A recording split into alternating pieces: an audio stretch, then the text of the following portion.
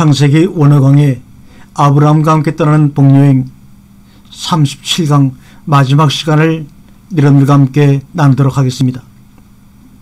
우리가 전 시간에 이어서 신명기 33장 4절을 보시면 모세가 우리에게 율법을 명하였으니 곧 야곱의 총회의 기업이로다 이렇게 되어 있습니다. 이 기업이라는 말이 상속이란 말입니다. 여수론 왕이 있었으니 곧 백성의 두령이 모이고 이스라엘 모든 지파가 함께 한 때로다.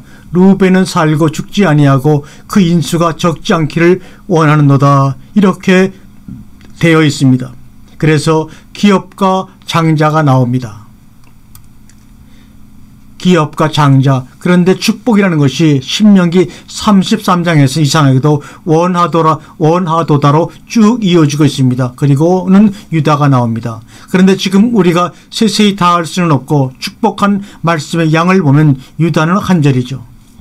여호와여 유다의 음성을 들으시고 그 백성에게로 인도하시오며 그 손으로 자기를 위하여 싸우게 하시고 주께서 도우사 그로 그 대적을 치게 하시기를 원하나이다. 그렇게 끝났는데 그 다음 레위를 보세요. 몇 절입니까? 8절부터 11절까지 넉 절이 들어가 있습니다. 굉장히 양이 많습니다. 모세 그러면 율법이죠. 율법이면 무슨 지파입니까? 레위 지파입니다. 그 다음에 베냐민 간단히 한 절 나오고 요셉 지파가 나오는데 또 그렇게 깁니다. 그렇죠. 그리고 스브론, 갓, 단, 납달리 그리고는 아셀이 나오는데 이 아셀은 여러분들이 25절까지만 아셀에 대한 축복으로 구별해 주세요. 26절부터는 여스룬이요 이렇게 나옵니다.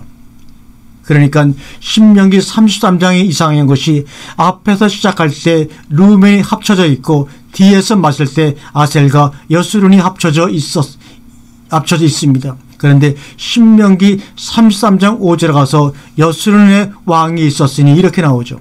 그 다음에 33장 26절에 가서 여스룬이여 하나님 같은 자가 없도다. 그가 너를 도우시려고 하늘을 다시고 궁창에서 위엄을 나타내시는도다. 이 여스룬이 뭐냐면 이스라엘의 별칭입니다. 그러면 33장에서는 레위와 요셉 이 두 지파에 대해서 집중적으로 축복을 합니다. 창세기 49장을 연이어 들어가 보게 되면 오늘 핵심이 창세기 49장이니까 창세기 49장으로 들어가 보겠습니다. 창세기 49장에서는 아쉽게도 그 지파 이름이 상단에 올라가 있지 않고 쭉 계속되고 있습니다. 그러면 한번 나눠보시죠. 1절입니다. 야곱이 그 아들들을 불러 이르되 너희는 모이라. 너희의 후일에 당할 일을 내가 너희에게 이르리라. 이러는데 이 당할 일을 여러분 고쳐주시기 바랍니다. 원문에는 에트 아셀이가 나오고 이크라 에트캠 이렇게 나옵니다. 이것이 뭔 말이냐면 너희를 칭할 것을 너희를 부를 것을 그런 말입니다. 그러니까 후일에 너희를 부르기를 이렇게 부를 것이다 그런 얘기입니다. 당할 일이 아닙니다. 이라크는 카라 동사의 미알형인데 카라라는 것이 뭡니까? 부르다 그런 말입니다. 바이크라 엘로임 하나님께서 칭하시기를 어둠을 밤이라 빛을 나시라 그럴 때 이크라입니다. 그러니까 후일에 유다다 요셉이다 베냐민이다 이렇게 칭하지 않고 어떤 별칭을 주겠다는 겁니다. 그래서 창세기 49장에서 별칭을 찾아야 됩니다. 자 시작하겠습니다. 2절에서 너희는 모여들어라. 야곱의 아들들아 너희 아비 이스라엘에게 들을저다. 2절에서 누가 나옵니까? 르벤이 나오는데 4절까지 나옵니다. 그런데 지금 4절까지 나오는 이 르벤의 호칭은 창세기 35장 22절에 그 소모 비라하고 어떤 관계가 있어서 이런 칭호를 받게 됩니다. 그래서 죄를 받는 겁니다. 그 다음에 5절로 넘어가 보겠습니다. 시몬과 레이는 형제여 그들의 칼은 잔해하는 기계다. 이 기계라는 말이 다른 말로 하면 무기라는 겁니다. 캐리라고 하는 것 그래서 시몬과 레위 사건은 우리가 다 잘 아는 대로 창세기 34장에 보면 그 야곱의 외동딸 디나 사건이 일어나죠. 그때 우리와 혼을 맺으려면 할례를 받으라. 그래서 전부 할례를 받고 있는 상황에서 쳐들어가서 다 죽여버립니다. 그때 선봉적으로 선 게 누구냐면 시몬과 이라는 말입니다. 그래서 르메는 물에 끓인 같도다. 그래서 끓임이라는 말이 거품이라는 말이고 시몬과 레이는 묵이라는 말입니다. 그 다음에 8절부터 유다가 나옵니다. 유다가 어디까지 나오는가 하면 12절까지 나옵니다. 이 부분이 신명기 33장하고 대조해 보면 유다가 나오는 이 자리에 신명기 33장은 누가 나옵니까? 누가 나왔지요? 아까 레이가 나왔죠. 레이가 유다의 형입니까? 동생입니까? 형입니다. 이게 중요한 것이 우리가 잘 아는 대로 그 사인인데요. 마지막 때 사람의 미혹이 일어난다고 해서 마태복음 24장에 그러죠. 그런데 마지막 때 미혹의 특성이 뭐냐면 그리스도가 여기 있다 저기 있다입니다. 그 다음에 미혹의 대상은 누구냐면 택한 백성들입니다. 그래서 그것을 야곱의 환난이라고 그러는데 문제가 어디에 있느냐면 나도 하나님 말씀을 받았다.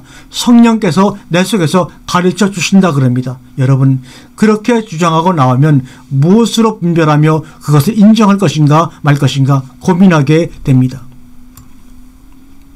나도 말씀을 받았대요. 속에도 깨달음을 해주시고 그러니 할 말이 없습니다. 그러면서 요한일서 2장 27절을 들먹거려 크리스마가 너희에게 모든 것을 다 가르친다. 그래서 요한일서 4장에서는 영들을 믿지 말고 영들이 하나님께 속하였나 시험해보라 이렇게 나옵니다. 그런데 요한일서 4장 1절 이하에서 나오는 시험 그리스도께서 육체 안에 오신 것을 시인하는 영마다 이렇게 나오는데 그 시인은 객관적인 증거입니다. 그런데 그 시인이라고 하는 것이 성령께서 내 속에서 말씀하시기 때문에 내가 말한다고 그랬을 때 할 말이 없습니다. 그것 때문에 마지막 때 굉장한 혼란이 일어납니다. 제가 다른 것에 대해서는 별로 그렇게 크게 염려하지 않는데 이 문제만 생기면 아주 신경이 날카로워집니다.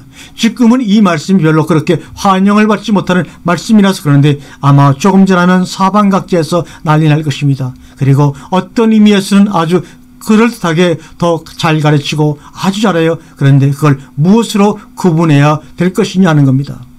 예를 들어서 우리 모임 안에서 누가 나 하나님께 이 말씀 받았다 그럽니다. 그런데 우리가 배우고 생각하고 깨달은 말씀하고는 맞지 않습니다. 그러면 그 모임 안에서 분파가 생길 것이다 그런 얘기입니다.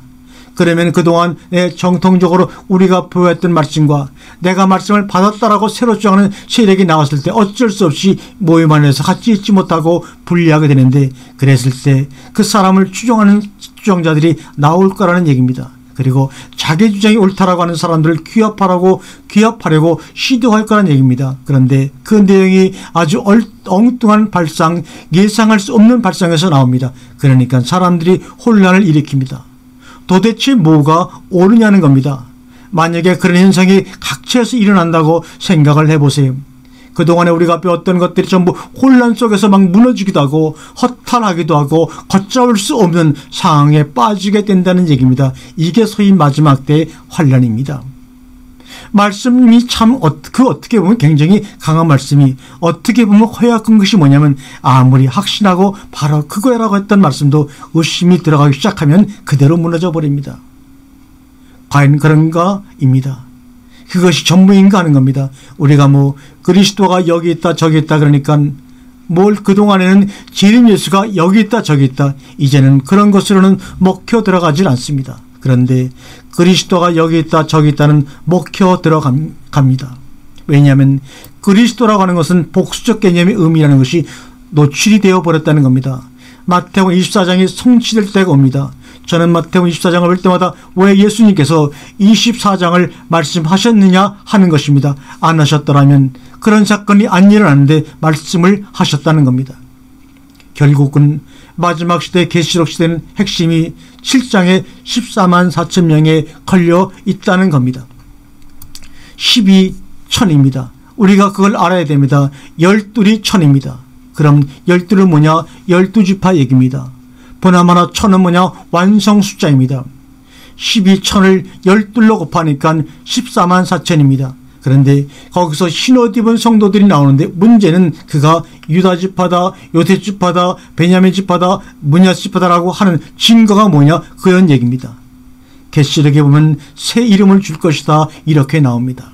그런데 새 이름은 누구밖에 몰라요? 받은 자 외에는 모릅니다.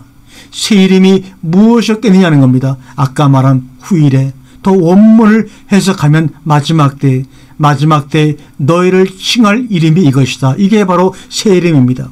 자, 보세요. 계시록 5장에 어린 양이 나오죠. 계시록 5장에 나오는 어린 양의 이름이 뭡니까? 5장에 나오는 어린 양의 새 이름이 뭐예요? 뭘 것 같습니까? 자, 한번 보세요. 자, 유다 지파의 사자 다윗의 뿌리가 이겼으니 이렇게 나오죠. 자, 거기 예수라는 이름이 들어갔어요? 안 들어갔어요? 그리스도라는 이름이 들어갔어요? 안 들어갔어요? 안 들어갔어요. 그런데 유다 지파의 사자 다윗의 뿌리라고 그랬습니다. 계시록 5장 5절이죠. 누가 이겼다고 나옵니까? 에니켄 호 레온, 그 사자가 이겼더라 이렇게 되어 있죠. 레온이 뭡니까? 사자죠. 그러면 뭐가 이겼냐면 사자가 이겼다는 겁니다. 그런데 그 레온을 설명하는 수식구가 그 다음에 나옵니다. 호 액테스 프레스 유다, 그 유다의 지파에서 이렇게 나옵니다. 그러면 호온이 뭐냐면 에이미의 현재 분사형이란 말입니다. 유다 지파에 속해 있는 호레온입니다.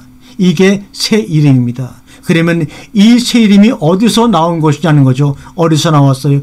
창세기 49장에서 나왔습니다. 자, 그 다음에 다윗의 뿌리죠. 뿌리 그러면 뭐가 생각나죠? 왕 중의 왕이 다윗입니다. 다윗 그러면 홀입니다. 왕 그러면 홀이에요. 쥐봉, 그때 가서는 그분은 예수도 아니고 그리스도 아니고 사자예요. 왜 사자냐? 백수의 왕이 사자거든요. 사자만이 이길 수 있습니다. 그러면 왜 하필이면 사자는 겁니다. 왜 그 이름이 사자로 나옵니까? 아세요? 지금 싸워서 이겨야 할 대상이 누구예요? 짐승용이죠. 그렇죠. 그것들을 이길 자는, 땅의 짐승을 이길 자는 누구뿐이에요? 백수의 왕, 사자뿐이란 말입니다. 사자, 사인이 있어야 됩니다. 이것이 49장입니다. 자, 그런데 창세기 49장 9절을 한번 보세요. 참 이게 기가 막힌 것이, 창세기 49장 9절을 보면 유다는 사자 새끼로다 그랬죠. 원문으로 보면 어떻게 되어 있는가 하면 그루 아르에 예후다, 이 말은 유다는 사자 새끼로다, 꾸루 아에르 사자 새끼로다 이렇게 되어 있습니다. 그런데 신명기 33장을 가보세요. 저는 이것을, 이런 거 찾을 때 손이 사실 떨려가지고 어찌할 바를 모르겠습니다. 자, 보겠습니다. 단에 대하여는 단을 일렀을 때 사자 새끼로다. 어때요? 그런데 똑같이 꾸루 아르에입니다. 단어 하나 철자 하나 틀리지 않고 꾸루 아르에입니다. 창세기 49장에서는 유다 지파가 사자 새끼 꾸루 아우레인데 신명기 33장에서는 단지파가 그래요. 이게 어찌된 일입니까? 여러분 단 아시죠? 그런데 창세기 49장에서는 단은 뭐라고 그러느냐? 뱀이고 독사라고 그럽니다. 그럼 뭐가 뭐의 싸움이에요? 꾸루 아르에와 독사의 싸움입니다. 그런데 그 독사 뱀이 뭐냐면 꾸루 아르에란 말입니다. 겉으로 볼 때는 같다는 말입니다. 그런데 누가 이기느냐? 계시록 5장 5절에 나오는데 이 호레온이 이깁니다. 그러면 그동안에 누가 이걸 막고 있었어요? 이 인봉된 책을 떼지 못하도록 누가 막고 있었습니까? 이겼기 때문에 떼죠. 분명히 맞습니까? 이겼기 때문에 떼죠. 다시 보세요. 계시록 5장 5절에 장로 중 하나가 내게 말하기를 울지 말라. 유다 지파의 다윗의 뿌리가 이겼으니 이 책을 열고 그 인을 7인을 떼시리라 그랬어요. 자, 똑같이 꾸루 아우에로 나올 때 그게 단입니까? 유다인지 어떻게 구별해야 돼요? 무엇으로 도대체? 그래서 원어 성경을 봐야 합니다. 물론 우리말로도 사자 새끼는 똑같습니다. 자, 마귀가 가장을 합니까? 못합니까? 광명한 전사로 과장해요. 못해요? 할 수 있습니다. 얼마나 광명한 전사로 가장하는지 모른다고 성경이 증언하고 있습니다. 그래서 그러면 모세의 신명기 33장과 야곱의 창세기 49장의 대결인데 모세는 단을 꾸루 아르에로 축복하고 있고, 그렇죠. 창세기 49장에서는 유다와 유다 지파를 꾸루 아르에로 표현하고 있습니다. 왜 한 성경에서 이런 사건이 일어납니까? 물어봅시다. 꾸루 아르에가 사자 새끼인데 암사자요, 수사자요? 그 밑에 보십시오. 수사자 켄 아르케죠. 그래서 아르에가 남성입니다. 암사자는 뭡니까? 우케라비입니다. 잘 보세요. 9절에 그에게 엎드리고 웅크림이 그렇게 나오죠. 뭐 같다 그랬어요? 수사자 같다 그랬죠. 그 다음에 케라비 미 에키메누, 그래가지고 누가 암사자 같은 그를 범할 수 있으리라 그렇게 나옵니다. 그런데 쿰이라는 동사는 일어나다라는 동사입니다. 뭔가를 말하고 있어요. 성경은 뭘 말하고 있을까요? 사자하고 독사하고 싸우면 뭐가 이길까요? 사자는 독사를 문다. 문다면 어디를 물까요? 머리를 물죠. 독사는 사자의 뭘 물까요? 발꿈치를 물겠죠. 자, 계시록 5장 5절을 볼 때마다 이기었으니라는 말이 눈에 확 들어와요. 이기었으니. 창세기 5장 1, 계시록 5장 1절부터 보세요. 지금 인봉된 책이 오른손에 있지요. 보호자에 앉으신 이 오른손에 있지요. 그러면 오른손에 있는 책이 어린 양에게 넘겨져 가지고 계시록 5장 1절에 울지 말라, 유다 지파의 다윗의 뿌리가 이겼으니 그 책을 열고 그 7인을 뗄 것이다. 그냥 우리는 그 책을 어린 양에게 주면 어린 양이 그냥 여는 줄 알았습니다. 그런데 그 사이, 즉 오른손에 있는 인봉된 책이 어린 양의 손에 넘어가기 이전에 무슨 사건이 일어나느냐 말입니다. 무슨 사건이 일어납니까? 싸움이 일어나겠죠. 그리고 누군가 이긴 자가 될 것이다, 그런 얘기입니다. 그런데 여기서 물어봅시다. 그 인봉된 책이 어떻게 기록이 되어 있습니까? 우리 성경은 안팎으로 써졌다고 그랬죠. 그런데 원문은 다른 개념입니다. 옛날에는 책이라는 것이 두루마리죠.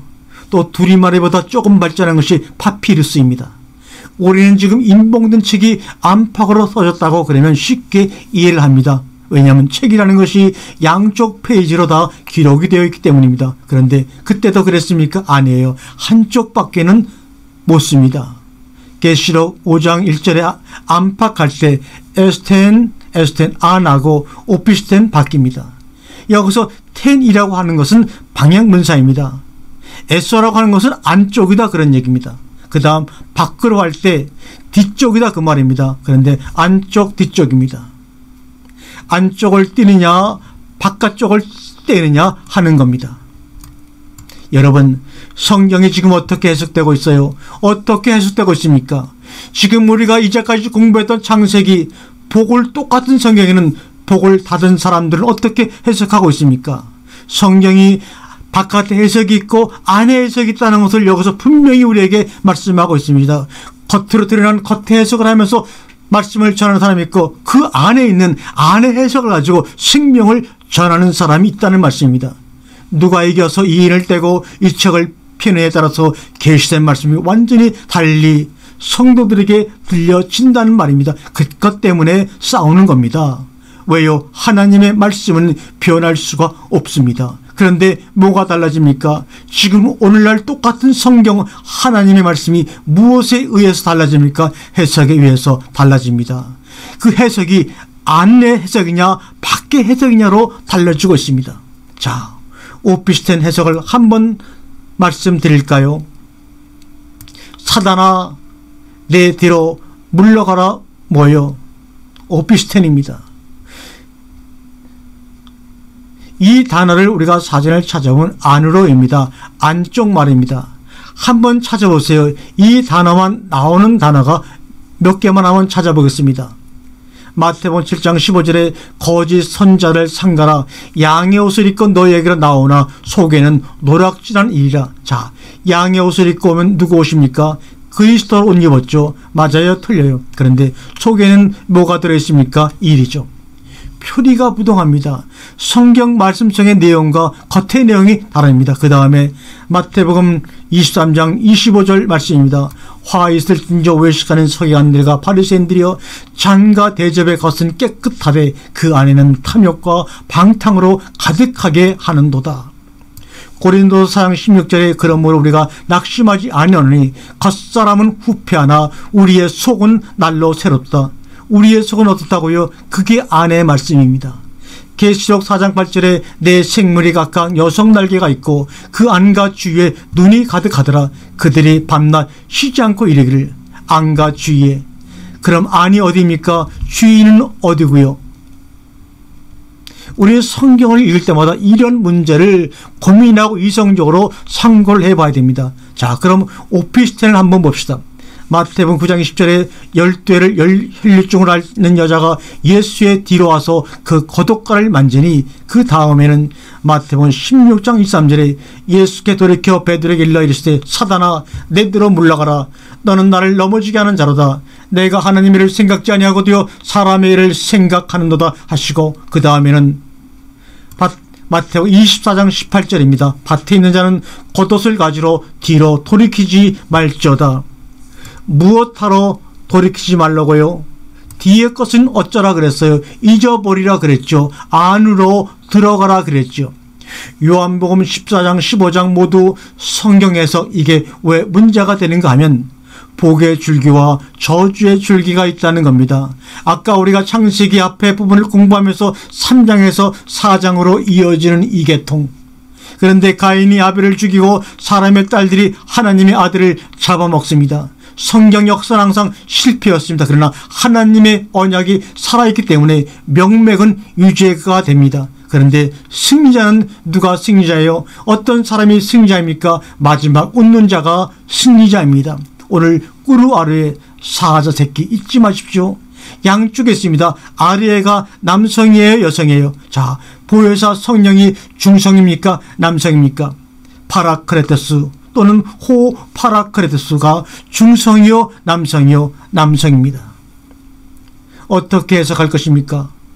성령은 중성인데 파라크레토스는 남성입니다. 따라서 남성도 있고 중성도 있어요.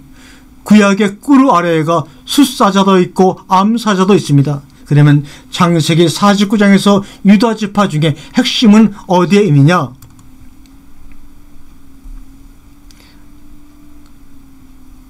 유다는 무엇이 유다로부터 떠나지 않습니까? 홀이죠. 전쟁의 맨 앞에 서는 사람을 족장이라고 그럽니다. 그런 자들은 있지만 열왕은 안 나옵니다. 그 계통으로 복이 내려가요. 홀입니다. 실로가 오시기까지. 실로는 뭡니까? 실로라는 단어가 어디에서 나왔습니까? 샬라에서 나왔지요. 샬라는 보내다, 파송하다, 즉 보내심을 받은 자가 올 때까지입니다. 그래서 유다 지파에 대한 예언이 8절의 단어는 65단어입니다. 창세기 49장에서 그 다음에 한 군데 더 살펴볼게 22절부터 나오는 요셉입니다. 요셉이 5절에 61단어로 공통점은 신명기 34장에도 요셉의 축복이 나오고 창세기 49장에도 요셉의 축복이 나온다는 겁니다. 그런데 다른 점은 유다지파와 레위지파, 그 다음에 유다지파와 단지파입니다. 그러면 신명기 33장은 유다지파와 단지파로 이어져 있고 창세기 49장은 유다지파로 이어지고 있습니다. 그런데 그래서 예수님이 요한복음 4장에서도 구원은 어디에서 나온다고 했습니까? 유대인에게서 나온다는 겁니다. 창세기 49장 20절 요셉은 뭡니까? 벤포라트, 무성한 가지로 벤포라트라는 이름입니다. 그런 식으로 창세기 49장에는 12지파의 새 이름이 다 기록되어 있습니다. 자, 49장 28절을 한번 봅시다. 이들은 이스라엘의 12지파라. 이와 같이 그 아비가 그들에게 말하고 그들에게 축복하였을 때 곧 그들 각인의 분량대로 축복하였더라. 그 아비가 그들에게 말한 이것이 이스라엘 12지파라. 지금 제가 원문 성경을 보고 직역합니다. 그러니까 말한 대상이 있고 또 하나는 그들 각 사람을 그가 축복했다가 나와요. 말했다와 축복했다. 그런데 축복했다라는 뒤에 가보면 아셀이라는 관계대명사가 있으면서 뭐가 나오느냐면 우리 성경에는 그들 분량대로 이렇게 나오죠. 그런데 원문에는 그의 복을 따라서입니다. 그들을 축복하였더라. 그러면 그의 복을 따라서는 뭐냐? 조상적으로 내려오는 복줄기를 말씀하고 있는 겁니다. 그래서 상속권으로는 열왕기상 5장 2절에 나온 대로 요셉에게로 가고 왕권은 유다에게로 가는 겁니다. 그래서 요셉은 장자의 축복을 받고 유다는 치리자의 축복을 받습니다. 그러면 그들에게 말한 것은 뭐냐? 그대로 될 것입니다. 단지파를 한번 볼까요? 창세기 49장 16절에 다는 이스라엘 한 지파같이 그 백성을 심판하리로다. 다는 그의 백성을 심판하리로다. 자, 그랬죠. 심판하다라는 단어를 한번 찾아봅시다. 딘이라는 말이 무슨 말이에요? 딘은 기본어근 다스리다는 말입니다. 함축적으로 재판하다, 싸우다, 판결하다, 심판하다, 재판을 집행하다, 진술하다, 사이가 나쁘다, 싸우다. 이런 말들입니다. 다투다, 싸우다가 바로 딘입니다. 그것이 심판하다는 말입니다. 그래서 다는 그 백성과 싸우려다 이래야 됩니다. 왜 심판하리로다 라고 하면 안 되느냐? 이 다는 심판할 권세가 없습니다. 뭐가 없기 때문에, 홀이 없기 때문에 대적이 되어가지고 싸웁니다. 그래서 계시록 7장에 단지파가 빠지는 겁니다. 그러면 5장에서 유다지파의 사자가 싸워서 이겼기 때문에 단지파가 탈락된 것입니다. 이유가 있어서 단지파가 빠진 겁니다. 그러면 결국 신명기 33장하고 창세기 49장의 싸움이라는 겁니다. 그렇죠. 그러면 신명기 33장은 누구? 모세. 모세 그러면 뭐예요? 율법. 그러면 결과적으로 율법과 뭐의 싸움이에요? 진리예요. 진리와의 싸움인 것입니다. 율법이 뭡니까? 미혹이죠. 미혹은 뭐라게 해요? 죄짓게 합니다. 그래서 로마서 7장에서 율법이 죄냐? 그 말이에요. 죄를 더하게 하려 함이라 얘기하고 있습니다. 성경은 율법이 가입한 것은 뭔가에 대해서 말하려고 한단 말입니다. 우리가 그걸 이해 못하니까 그렇지, 우리 이거 잘 지켜야 됩니다. 아직은 사방 바람을 붙잡고 있기 때문에 잔잔해요. 12지파 14만 4천 인을 다 쳐야 되니까. 그러나 그 바람을 놨다 하면 태풍이 불어요. 마태복음 7장에 뭐라 그랬어요? 비가 오고 바람이 불고 창수가 나서 그 집에 부딪히매. 바로 그 말입니다. 지금 잠자지 말고 정신을 차려서 하나님의 말씀을 공부해야 됩니다. 뭐 한마디 딱 나왔다면 저거 어디서 왜 나왔다는 것을 알아야 됩니다. 내용을 듣지 말고 출처를 보고 알아야 됩니다. 어디서 그런 발상이 나왔느냐는 겁니다. 그게 문제입니다. 내용은 의미가 없습니다. 싸우는 사람들 사랑있어요? 없습니다.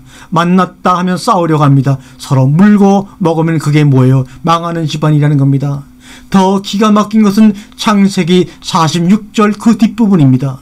이스라엘 한 지파 같이 그렇게 되어 있죠. 고치세요. 이스라엘 한 지파 같지만, 이렇게 해석하는 것이 정확한 해석입니다.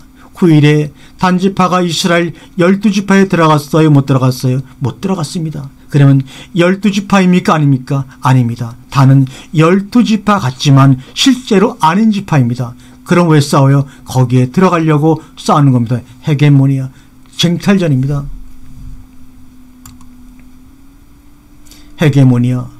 이것은 헤게몬에서 유래했는데 통치, 기관, 지배 이런 뜻입니다.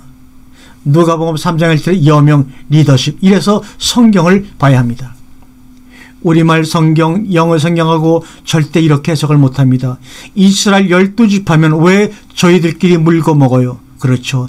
이스라엘 한 지파 같지만 다는 그의 백성과 싸울 것이다. 그래서 사사기에는 이스라엘 지파와 베냐민 지파가 싸웠죠.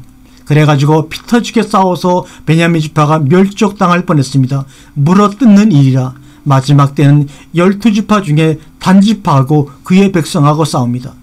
창세기 49장 17절을 보세요. 단 길의 뱀이요 척경의 독수하리로다. 말급을 물어서 그 탄 자로 뒤로 떨어지게 하는 자로다. 17장의 저 해석이 맞는지 틀리는지. 다는 길의 뱀이요. 길의 뱀은 뭡니까? 상대만 나타났다면 물어 뜯으려고 하는 겁니다. 그 다음에 첩경의 독사로다. 들어가자마자 나타나는 겁니다. 싸우려고 그러는 겁니다. 말급을 물어서, 말급은 어디요? 말의 뒤꿈치입니다. 탄자로 뒤로 떨어지게 하는 것이 뭡니까? 계시록 19장 사건입니다. 백마탄자를 대적하는 것 말입니다. 창세기 49장 18절을 보세요. 여호와여 나는 주의 구원을 기다리나이다. 여호와여 나는 주의 구원을 기다리나이다. 주의 구원이 누구입니까? 이기는 자죠. 이 자가 아니면 단을 이길 자가 없습니다. 그래서 뱀이 3번 나옵니다. 성경에. 그렇죠? 아십니까? 창세기 3장에 한번 나오고 또 마태복음 4장에 예수님을 시험하는 뱀이 나오고 마지막 계시록 13장에서는 땅의 짐승 새끼 양 같은 이렇게 나오는데 땅의 짐승 중에 가장 강교한 것이 뭡니까? 뱀. 지혜와 지식의 극치입니다. 이것이 최후의 적 그리스도 나타나서 그리스도와 대결을 하는 겁니다. 그래서 여호와여 나는 주의 구원을 기다리나이다. 이런 탄식이 49장 딱 여기서만 나옵니다. 그래서 야곱은 선지자입니다. 지금 조용하고 시간 있을 때 하나님 말씀 공부 많이 해놓으시길 바랍니다. 깨닫는 마음, 듣는 귀, 보는 눈을 주셨을 때, 그리고 이런 기회가 생겼을 때 고민 좀 하시기를 바랍니다. 해오리 바람이 불면 겁잡지 못합니다. 그때는 공부할 수도 없습니다. 아벨이 당하고 예수가 당하고 3세파는 해봐야 된다는 겁니다. 최후 승리 얻기까지. 그것이 바로 뱀의 생각입니다. 그냥 좋아할 때가 아닙니다. 완전 무장하고 앞으로는 칼 가지고 총 가지고 싸우는 게 중요한 것이 아니라 말씀을 가지고 싸웁니다. 안팎 말씀을 가지고 싸웁니다. 무엇을 차지하려고? 그 축복의 물줄기를 차지하려고 말입니다. 거짓 선자들을 상가라. 산상보훈의 마지막 예수님의 결론의 말씀입니다. 세상이 너희를 미워하거든 이상히 여기지 말라. 요한복음의 최후의 만찬 강화의 결론입니다. 마태복음 24장 미혹은 그래도 박의 미혹입니다. 그 다음에 25장에 또 있습니다. 그러니 그때가 언제 올 줄은 모릅니다. 우리 당대 올런지 다음 시대 올런지는 모르는데 만반의 준비를 다 해둬야 됩니다. 그 모든 것은 말씀으로 밖에는 분별하고 확인할 길이 없기에 더욱더 참되고 깊은 말씀의 깨달음이 절실히 필요한 이 시대를 우리는 살고 있습니다. 그러기에 이 영상을 통해서 여러분과 말씀을 나누는 과정 속에서 오늘 창세기 12장부터 50장까지의 말씀을 부족한 대로 나누었습니다. 이 말씀을 나누는 과정 속에서 많은 분들의 깨달음과 그들의 깨달음이 여기에 녹아져 있기에 제가 입을 가지고 말씀을 나누는 통로로만 사용된 것뿐입니다. 이 안에 이해하지 못하는 부분, 또 부분적으로 전하지 못한 많은 것들을 여러분들의 눈과 눈을 마주보고 함께 전할 수 있는 복된 시간이 오기를 주님의 이름으로 간절히 기도하며, 여러분의 기도가 필요한 시대입니다. 함께 기도해 주시기를 바랍니다. 감사합니다.